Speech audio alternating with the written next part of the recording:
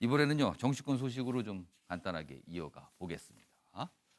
보수통합 얘기 참 오래전부터 나왔죠. 그리고 어떤 분들은 그러세요. 이게 뭐 되는 것도 없고 안 되는 것도 없고 그게 뭐냐 이렇게 또 물어보시도 합니다. 그럼 그런 질문을 받고 딱히 할 말은 없었는데 어제는 약간 좀 다른 모습이 있었어요. 뭔가 진척되는 듯 했습니다. 그래서 언론에서 뭐 개문발차다 뭐 이런 표현까지 등장을 했죠. 문재인 정권 심판 원칙만 큰 틀에 합의했다.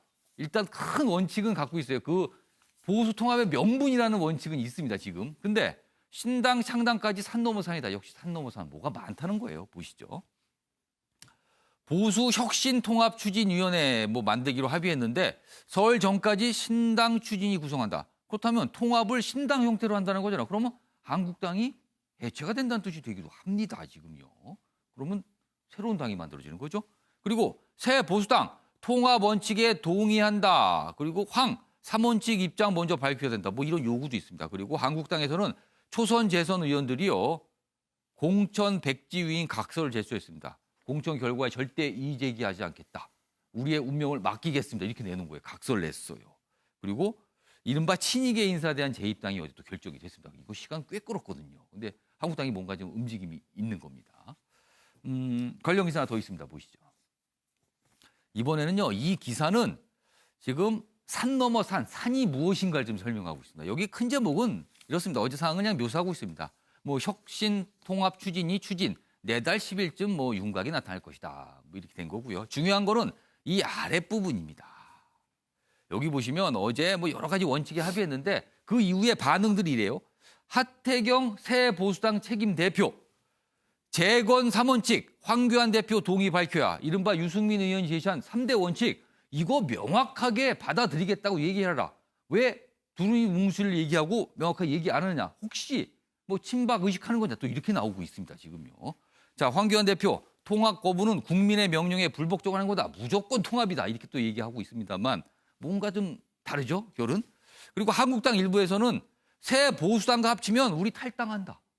영남권 의원을 중심으로 이런 얘기가 나오고 있기도 한답니다. 여기 보시면 이 부분이네요.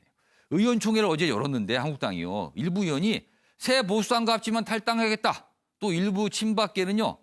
뭐 지금 이 통합 주도하는 거 보니까 박형준 전 사무총장, 이재호 전 의원 등 옛날에 탄핵을 주도했던 인물들이다. 불만이다. 그래서 이게 또 산이 될 수도 있습니다. 자, 그럼 여기서요. 어제 많은 사람들이 이야기를 했습니다. 영상으로 확인해 보겠습니다. 혁신통합추진위원회를 만들어야 된다는 것도 동의해요. 근데 혁통추를 만들기 전에 우리는 이 원칙을 동의했고 이거는 우리 보수재건 3원칙을 충실히 반영한 거다. 우리는 동의한단 말이죠.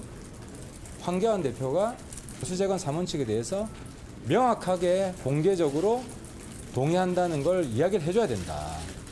통합의 과정 중에 있는데 통합을 위해서 다 모이다 보면 여러 건의들을 할 것입니다. 여러 의견들을 낼 것입니다. 그런 것들이 잘 아우러져서 결과적으로 우리 자유시민 세력들의 통합을 반드시 이뤄낼 수 있도록 그렇게 하겠습니다. 네, 뭐 얘기는 많이 했는데 사실은 이렇게 뭔가 명확하다고 하는 내용이 들리지는 않았어요. 다들 뭔가 조심하면서 이렇게 원칙적인 얘기들 계속 하고 있었거든요. 자, 이종근 평론가. 네. 새 보수당이 황교안 대표에 요구하고 있습니다. 유승민 의원이 제시한 세 가지 원칙을 명확히 수용한다고 명확히 얘기를 해달라. 근데 지금 아직까지 명확히 얘기 안 했거든요. 네. 황교안 대표 할까요? 자, 어저께 그 보수통합추진위가 밝힌 원칙들이 있습니다. 7대 원칙이 있는데 7대 원칙을 가만히 들여다보시면 이 3대 원칙이 다 들어가 있어요. 다 포함됐어요. 뉘앙스가 약간씩 다르지만 그래도 전체적인 의미에서는 포괄적으로 다 들어가 있다고 또 새 보수당에서도 인정을 했고요. 정병국 의원이. 그리고 이양수 의원이 황교안 대표의 명을 받아서 그 자리에 참석을 하고 거기에 대해서 추인을 했습니다. 그렇다면 한국당도 어제 사항을 동의한다는 거죠? 네, 동의한다고 했죠. 그러면 추인을 한 거죠. 황교안 대표가. 그런데 나와서 지금 그 하태경 의원이 이렇게 보다 직접적으로 발언을 하라라고 또 압박을 해요. 저는 이것이 사실은 어떤 정치적인 행위다. 앞으로도 이것만이 아니라 많은 부분에서 불협화음이 날 것이다. 그런데 이것의 이면은 뭐냐면 사실은 그 주도권 싸움이다라고 보여지는 거예요. 왜냐하면 어차피 지금 하태경 의원도 지난 재작년에 발언들을 보면 예. 굉장히 험하게 발언을 했어요. 어. 마치 그 다리는 건너는데 그 다리를 완전히 불살라버리고 예. 다시는 돌아가지 않을 것처럼 예. 온갖 한국당에 예. 탄핵에 대한 언급만이 아니라 온갖 발언들을 다 거칠었죠, 냈거든요. 사실은. 좀 거칠게. 그런데 갑작스럽게 이 돌아가는 어떤 형국 예. 이런 형국에서 사실은 얼만큼 지분을 확보할 수 있을까 또 지분만이 아니라 주도권 전체적으로 공천과 관련된 예. 주도권을 우리가 얼만큼 확보할 수 있을까라는 예. 지금 게임 이론, 게임의 예. 어떤 그 상황에 들어섰거든요. 어. 그래서 이런 어떤 발언을 계속 예. 하는 것이고 또 황 대표가 거기에 대해서 일단 일정 정도는 예. 거리를 두는데 예. 그런 물밑 작업들이 어느 정도는 확인이 되면 황 대표는 좀 더 표현은 다르겠지만 큰 틀에서 예. 어떤 발언을 할 것이다. 그런데 아. 지금 속내, 그러니까 예. 물밑 작업을 예. 이해하시면 그 다음에 결과를 볼 수 있을 수 있다라고 보여집니다. 이종근 평론가는 조금 더 시간이 필요한 상황이다라고 일단 보시는 거네요. 자, 그리고 또 다른 사안으로 지금 설명이 돼 있죠? 한국당 내 일부 의원들, 이른바 뭐 영남권 의원이라고 할 수도 있고요. 아니면 친박계 의원이라고 할 수도 있습니다. 어떻게 보면 한국당 내 주류예요, 주류. 근데 그 주류에서 반발이 나오는 겁니다, 지금요. 이거 새 보수당과 손잡고 뭐 하면 우리 탈당할 거다. 그걸 구체적으로 말씀드리면 유승민 의원에 대한 거부감일 수 있어요. 자, 영남권 의원들, 유승민 의원에 대한 거부감 왜 이렇게 강한 겁니까? 그러니까 많은 분들이 탄핵 때문이다라고 생각을 하죠. 탄핵에 예. 찬성을 했기 때문에 유승민 의원을 싫어한다. 예. 근데 저는 그 전으로 우리가 가봐야 된다고 생각해요. 어. 그러니까 2016년 공천을 보면 예. 거기에 이제 모든 것이 들어가 있는 거거든요. 2016년 그 당시에 새누리당 공천 정말 시끄러웠죠. 그때 이제 이분들이 다 공천을 받은 것이고 사실은 예. 유승민 의원은 무소속으로 나온 거예요. 예. 그러니까 그때 이미 갈라선 겁니다. 그래서 당을 달리하기 시작한 것은 탄핵 이전부터 예. 시작한 것이고 예. 보다 더 구체적으로 같이 못하는 이유를 얘기를 하면 저는 이렇게 생각해요. 만약에 이제 통합이 돼가지고 한 당에 같이 산다. 유승민 의원 같은 경우 대구 동구에 다시 출마한다는 얘기죠. 같은 당에서 유승민 의원이 중심이 되는 상황이 만들어질 수 있어요. 굉장히 구심력을 발휘할 수 있습니다. 예. 이렇게 되면 사실은 지금의 영남권에 상당히 이제 친박에 가까운 의원들은 존재를 담보받기가 굉장히 어려운 장면들이 본인들의 향후에. 위상이 흔들릴 수 있다. 그렇죠. 왜냐하면 유승민 대표의 어떤 그 위상이 커지면 커질수록 예. 그들의 어떤 존재는 더 작아질 가능성이 있기 때문에 위기의식이 없을 수가 없는 거예요. 그러면은요, 만약에 한국당 황교안 대표가 어떤 결정을 해서 새 보수당과 통합을 추진한다. 예를 들어 신당을 만드는데 거기 같이 하게 되면은 이 지금 반발하는 의원들은 떨어져 나갈까요? 탈당해서? 저는 그 부분은 그렇게 간단치는 않다고 생각을 해요. 근데 이제 통합의 부분에서 조건을 어떻게 하느냐. 예. 그러니까 유승민 의원을 어떤 식으로 대우를 하느냐에 따라서 탈당 가능성도 완전히 배제할 수는 없지만 예. 지금 뭐 유승민 의원도 그렇잖아요. 이 예. 3대 조건 외에는 내세우는 거 없다. 예. 지분 요구하지 않는다. 예. 이런 부분들이 확약이 된다 그러면 아주 뭐 같이 못할 정도는 아니지 예. 않나. 뭐 이런 정도까지는 생각을 하죠. 어제 뭐 혁신통합추진위원회가 밝힌 내용을 보면 궁극적으로는 새로운 정당을 창당을 통해서 그 창당을 통해서 다 통합이 된다는 거잖아요. 그럼 새로운 당이 생긴다는 거. 그렇다면 지금 자유한국당은 뭐 해체되거나 어떻게 변화가 되는 거잖아요. 그럼 새로운 당명이 또 등장하는 겁니까? 추측컨대 예. 통합 혁신 한국당이 되지 않을까 이런 생각이 듭니다. 꼭 한국당은 들어갈 것 같아요. 거기. 어쨌든 간에 오. 그 보수의 어떻게 보면 그 중심이고 예. 이 당이 있다 보니까 한국이란 그 자유 내지 한국이란 말은 반드시 들어갈 가능성이 있지 않을까 예. 싶은데요.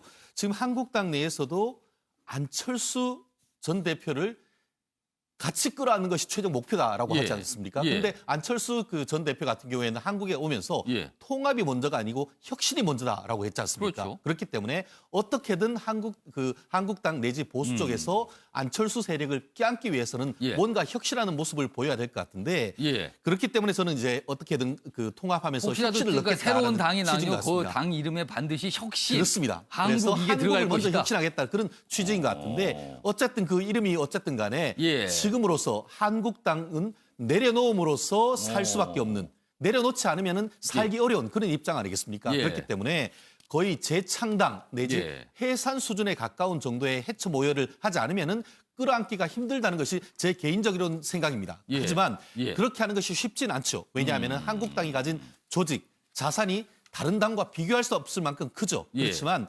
거의 재창당 내지 해체 모여 수준으로 우리 기득권을 포함하지 않는다고 예. 하면은 중도까지 껴안는 게 쉽지가 않을 겁니다. 그렇다면은 어쨌든 이름부터 확실히 띄우고 그리고 또 가치 혁신을 한다고 하면은 충분히 그 빅텐트 안에 다 채워놓을 수 있지 않을까 생각을 합니다. 정인정 변호사는 굉장히 좋은 그림이 있을 수도 있다라는 가능성을 제시해 준 거예요. 잠깐 안철수 전 대표 얘기를 했는데 저희가 어제 사실은 안철수 전 대표 가까운 의원들이 뭐 행사를 했는데 거기에 동영상 메시지를 보냈어요. 그래서 저희가 그 내용부터 좀 확인해 보겠습니다. 보시죠. 지금 대한민국에는 미래 비전이나 미래 담론을 들어볼 수가 없습니다. 이러한 문제의 중심에는 편가르고 국민 분열시켜서 자기들 정치 권력 유지하려는 낡은 정치가 있습니다. 전면적인 세대 교체와 개혁으로 세수를 새 부대에 담아야 할 때가 왔습니다.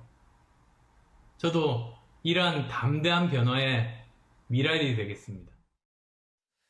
자, 동영상 보니까 미국에서 마라톤을 계속하고 있다고 하잖아요. 그런 거 보니까 얼굴이 혈색이 굉장히 좋아 보이긴 합니다. 확실히 운동을 많이 한 듯한 느낌이 들기도 합니다.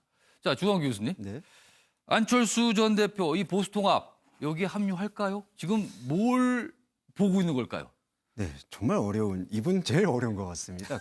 종을 잡을 수가 없어요. 과거에도 별명도 있었죠. 그래서 네. 자꾸 이제 뭘 이렇게 결정을 네. 안 한다 그래서. 뭐 안타깝게도 비호감 정치인 1위에 오르게 되는 그것도 종 잡을 수가 없다. 예. 새롭긴 한데 이게 완전히 뭐 새로움이 이렇게 안착하는 느낌이 지금도 아니라서. 새롭습니까? 지금도 새롭다기는 이제는 좀 그 시기는 지난 것 같은데요. 그래도 여전히 유의미한 어떤 정치권의 하나의 화두다. 그렇게 볼 수는 있을 것 같은데요. 예. 근데 저는 이 혁신통합추진위원회 이 이제 위원장 박형준 교수님이 예. 어떤 의미에서는 아주 좋은 기회를 열어놨다고 생각합니다. 또 반복하지만 아까 말씀드린 것처럼 예. 안철수 사용 설명서를 잘 알고 있지 않을까. 왜 그러냐면 사용 설명서가 많이 나오죠. 네, 오늘은 좀 두 분의 사용 설명서 예. 얘기를 했는데 이 박 교수님의 의견 중에 제일 중요한 게 일본 자민당 예를 들었거든요. 중도와 보수의 스펙트럼을 예. 상당히 그 넓은 스펙트럼을 아우를 수 있는 넓은 벨트. 그런 벨트에서는 아마 이 비대위나 선대위, 만약에 이제 신당 창당까지 넘어갈 수 있다라면은 예. 서로 다 기득권을 놓는 모양새가 되기 때문에 그 어떤 큰 빅텐트 안에서의 대선 주자들의 건강한 경쟁을 유도할 수 있는 예. 그런 어떤 상차림은 저는 제대로 펼쳐질 수 있다고 생각해요. 왜냐하면은 이렇게 상차림을 하게 될 때에는 예. 아무래도 공천 안에서도 이제 아까 김 말씀처럼 그 유승민계가 들어올 때 예. 한국당 안에서의 TK 의원들의 반발도 한국당 안에서도 그게 목리를 부린다라고 생각할 수 있어서 자연스럽게 정리가 될 수도 있고 예. 안철수 의원이 원래 품고 있었던 예. 그 호남의 지분도 일정 부분 끌어나올 수 있다는 그 빅텐트의 상차림은 제대로 마련이 됐는데 그거는 이제 상차림일 뿐이고 과연 그 개인주의가 강한 한국의 보수 정치인들이 예. 그것을 제대로 받아들일 수 있을지. 하지만 안철수 의원에게는 제가 봤을 예. 때 선택지가 요 혁신통합추진위원회의 예. 선택지를 신중하게 고려해야 된다고 생각합니다. 아무튼 귀국을 언제 할까? 그리고 와서 공항에 내릴 거 아닙니까? 그러면 첫 마디가 뭘까? 그리고 그 다음 날은 누굴 만날까? 사실 다 관심사긴 합니다. 또 어떤 분들은 그래요. 이젠 관심사 아니다. 뭐가 있을까? 또 이렇게 얘기하지만 어차피 그럼에도 불구하고 정치권에서 분명히 관심 인물인 것은 맞는 것 같습니다.